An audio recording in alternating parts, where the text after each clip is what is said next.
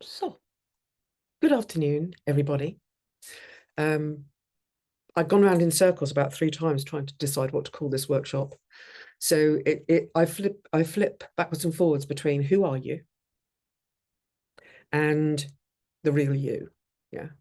Because you're either questioning who you are because you don't know who the real you is, or you're looking at the real new you from a new perspective. And in the content this week, we've talked about losing your self-identity.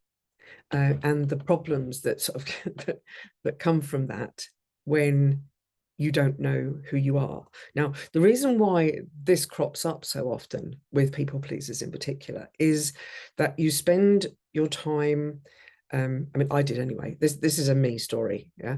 In relationships, until I met my second husband, I became who that person needed me to be in the relationship. Dog is growling already. So that's something that people pleasers do in order to be connected, accepted, recognized. Don't you start, buddy. Don't you start.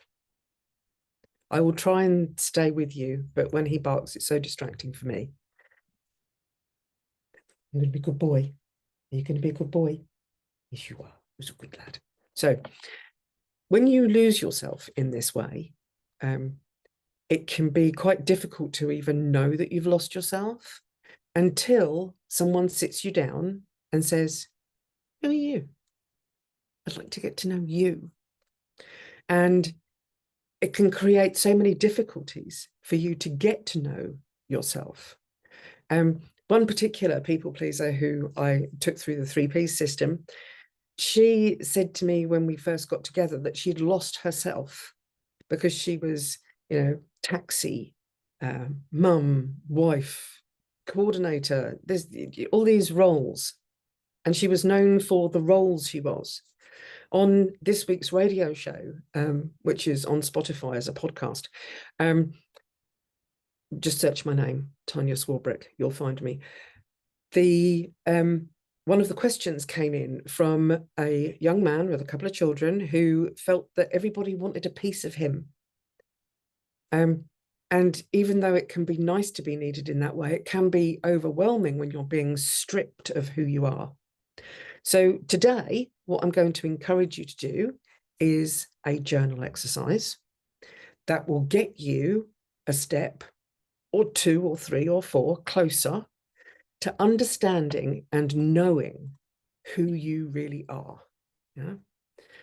So if you're watching the replay, now is the time to pause this recording and go and get yourself some water, pen, paper, possibly some tissues, yeah, whatever it is you need to get yourself through the next sort of 20 minutes, half an hour. And while you're doing that, I'm just going to have some water.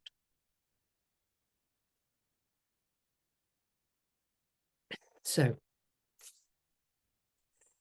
the first question to ask yourself in this journal exercise is put yourself in the position of a casual acquaintance. Not necessarily like an immediate neighbor, but someone you might meet down the street and recognize. They need to know your name, yeah, but beyond that, they don't really need to know anything about you. We're just talking about a casual acquaintance. And the journal prompt is, from the perspective of this casual acquaintance, who is Robin?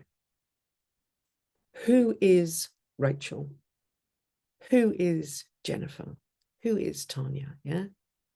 How does that casual acquaintance answer that question of who is and your name? Yeah. I'm talking slowly so that those of you who are doing this with me live have got a moment or two just to get started on this question, and then, leave a space. Then next, think about a friend or a colleague, yeah? Not necessarily like your best friend, because we're going to come to them in a minute, yeah? But someone who knows your name first and second name. Maybe even knows exactly where you live. Yeah. A work colleague, someone who you talk to most days. Yeah. And for them, the journal prompt goes, who's at the top? Rachel. Rachel is, and then free write on from there. So if I was doing this, I would be writing down from that perspective of the friend or colleague, Tanya is. Notice I'm not giving you any clues at all to finish these sentences because they need to come from your perspective when you are using the perspective of these other people. Yeah. So with a casual acquaintance, you ask, who is your name? From the friend or colleague, you start with your name and say, name is so-and-so. So what we've got, Robin is, Jennifer is. Yeah. Then leave a little space, because those of you who are doing this live, yeah, you need to leave a little space. If you need to pause, yeah, then just pause before you go on. The next one is from the perspective of a close friend. Yeah, a close friend. Again, not your dearest, closest soulmate friend, yeah? But a close friend. And when you're in that person's brain, yeah, your journal prompt is, Rachel's best quality is. Tanya's best quality is. Yeah? Robin's best quality is. And then free write from the perspective of a close friend.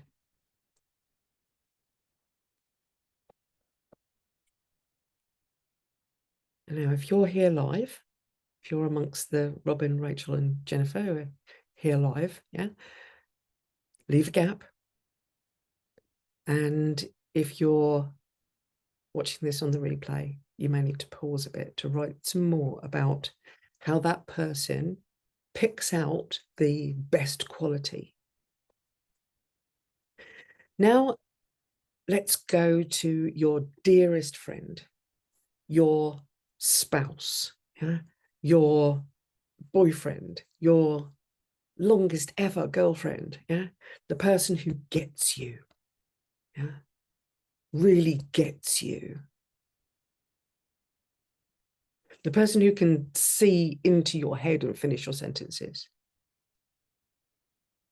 I just want you to free write here. What do they say about you when they're talking about you to someone else? Yeah.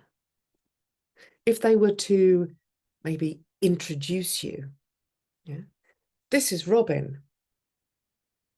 Yeah, this is Rachel. I mean, for me, when I introduce Rachel or talk about Rachel, I say things like, Rachel is my best hairdresser ever, which is also a dear, dear friend. But I want you to choose your dearest friend, your spouse, the one that you're connected to. What do they say about you when they're talking about you to other people? And then once you've gone through all of these, yeah, once you've dived into them fully, the next step is to literally drop into your own body, your own self. And for these, you need to have a good 5 minutes. Yeah. And the prompt for this is, I am blank. Yeah. Everybody here is, at least from their names, telling me that they're female. So you could start with something like, I am female. Yeah. Again, I'm trying not to give you any clues because I want these to be clues about you. Yeah. What comes to you about you when you start writing, I am, and then you hold your pen. What comes out of your pen next? Yeah. You may find that, putting a bit of gentle music on, yeah, helps with this. But because I want you to dive into this bit deeply, the last few bits of this, I'm going to give you the instructions for, and then the people who are here live can go away and do it. If you are watching this on the recording, give yourself a good 5 minutes and then come back to this video. Okay. You're writing I am statements for at least 5 minutes. Yeah. Keep going until literally nothing else comes to you. And then grab a highlighter. I always have billions of highlighters. Talking about. I realise that my favourite make of highlighter is these ones. Don't know why, they're just comfortable in my hand. They've started doing purple ones. Yeah. Anyone who knows me knows my kind of weird fascination with purple. But anyway, grab a highlighter.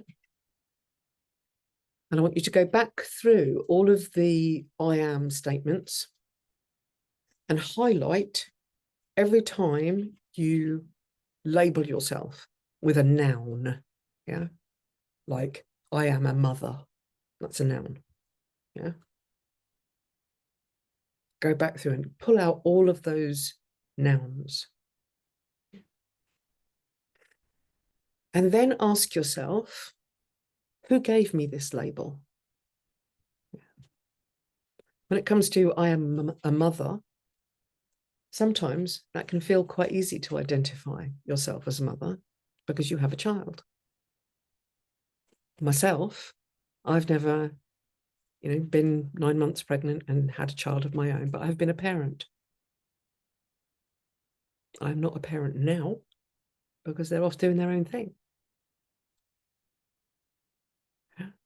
So highlight all of the nouns, the labels, and ask yourself, who gave me this label? How did I come by this label? Yeah. How did this label turn up on this list? And then grab a different pen and ask, is this label actually accurate? Yeah. Is it true? You may write, I think there's something that I wrote when I first did this that I ended up crossing out because it wasn't true. Should have written this down before it came on. No, it's not coming to me. But if you go through those labels and you find something that's not true, cross it out. Yeah. And all the ones that you're left with, the ones that are true, I want you to rewrite them as an adjective. Yeah. So that along with the adjectives you've already got, like I would at least hope that yeah, a couple of these people who are watching write down I am fierce or I'm strong. But being strong can be exhausting. I'm actually suffering from a case of exhaustion due to being strong. Yeah.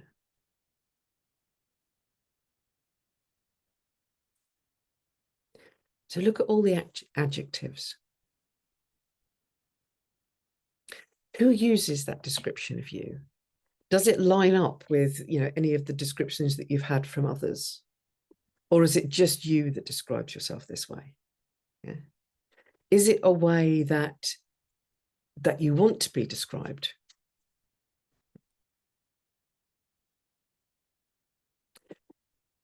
By all means, be a little judgy.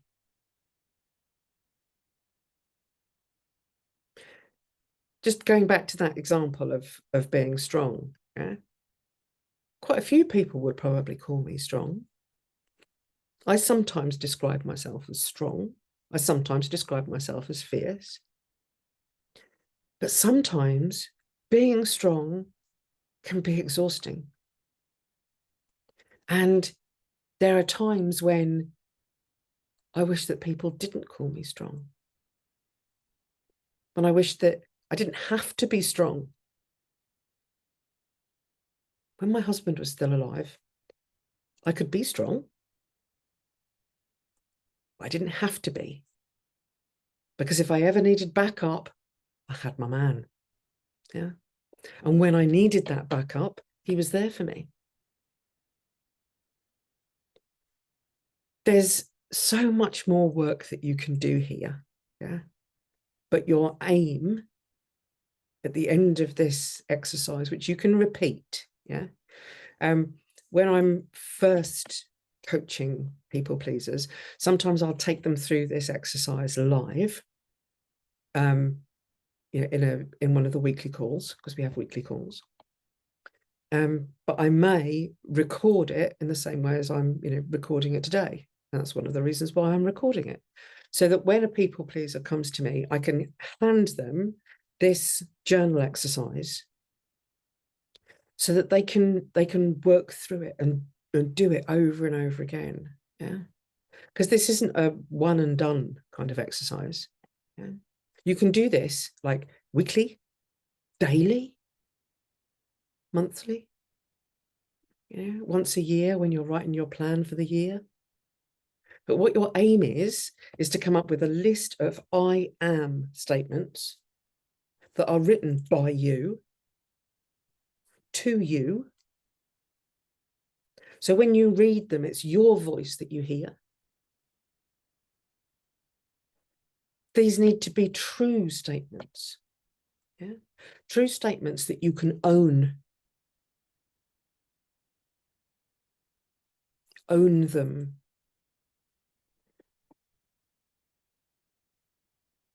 Before we got married, my husband described me to somebody as the most caring control freak he knew. Cracked me up at the time. Really did.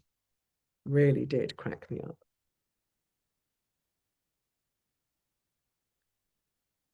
Okay, we got some chats coming through. Oh, there's another Tanya watching.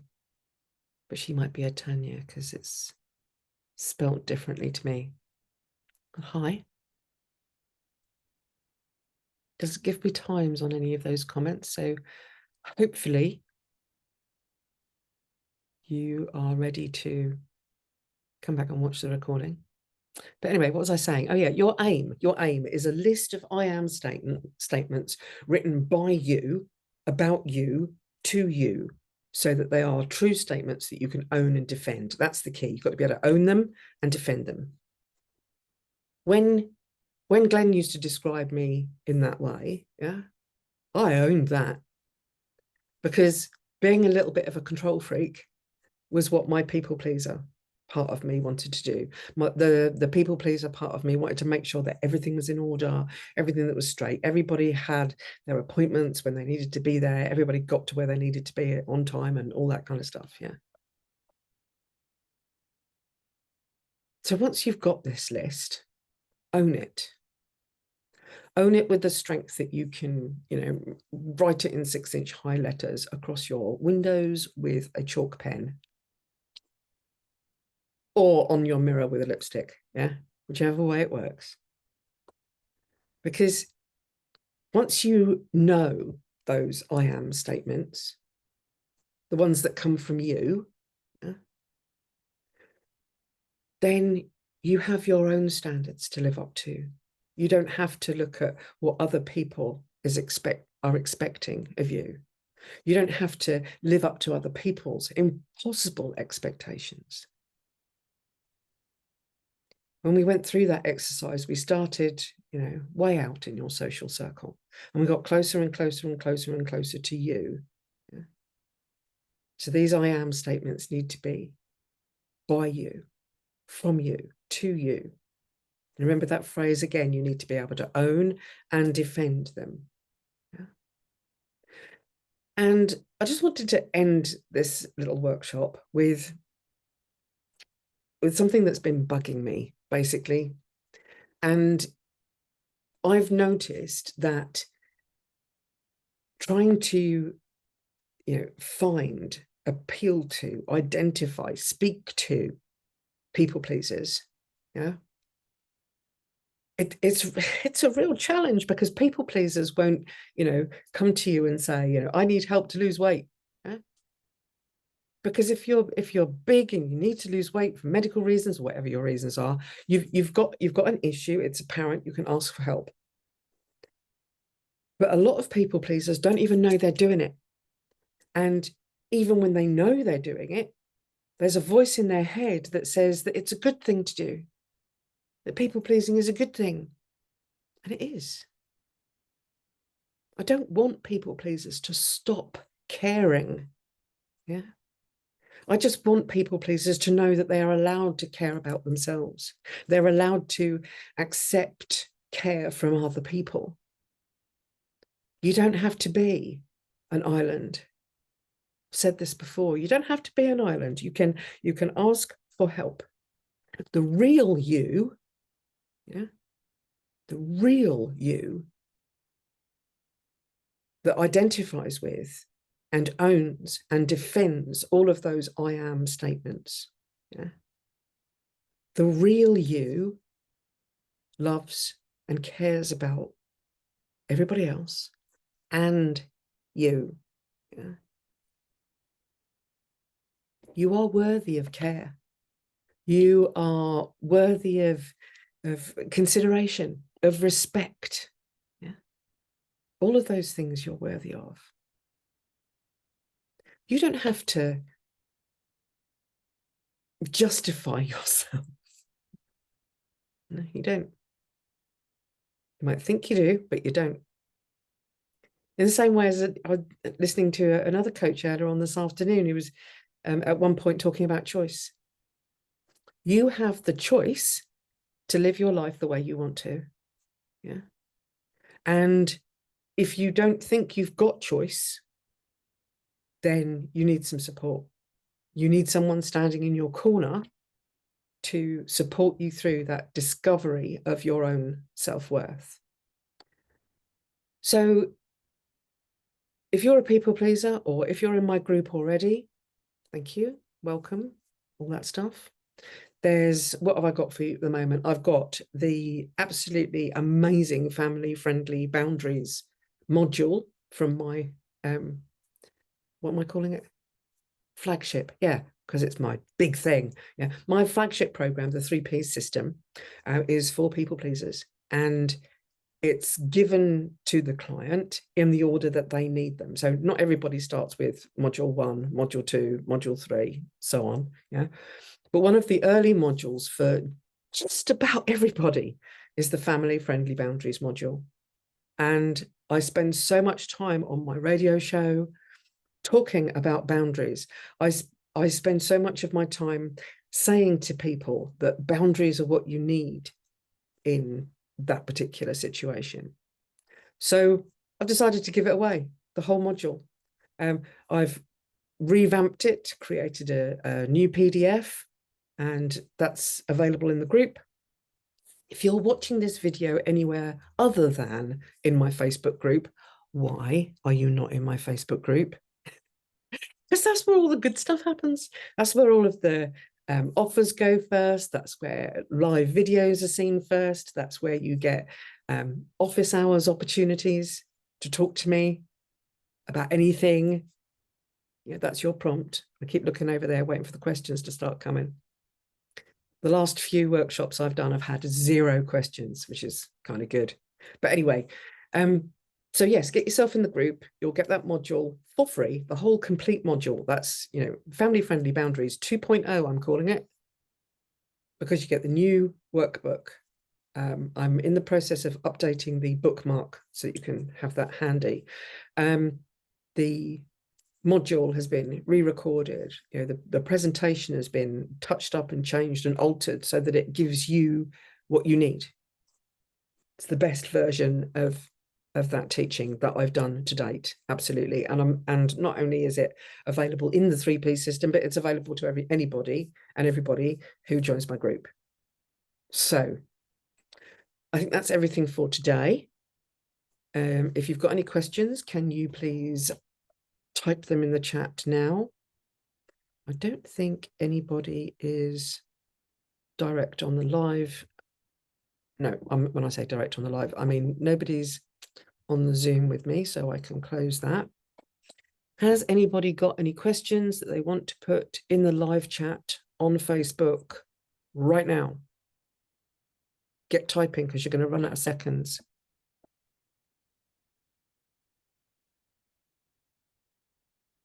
I'm waiting. Okay. It doesn't look like anybody's got any questions, but I just want to end by saying thank you, Robin. Thank you, Rachel. Thank you, Jennifer. Thank you, Tanya. Thank you, Louisa. And thank you, Mary, for joining me live this afternoon for a little bit of journaling practice. And yeah, as soon as this session is finished, the live recording will be in the Facebook group. So you can go back and go through that exercise as many times as you need to. And I suggest you do it more than once because it works better the more often you do it, and you become more knowledgeable about who you are. So thank you, everybody. I'm going to stop the recording and say bye for now.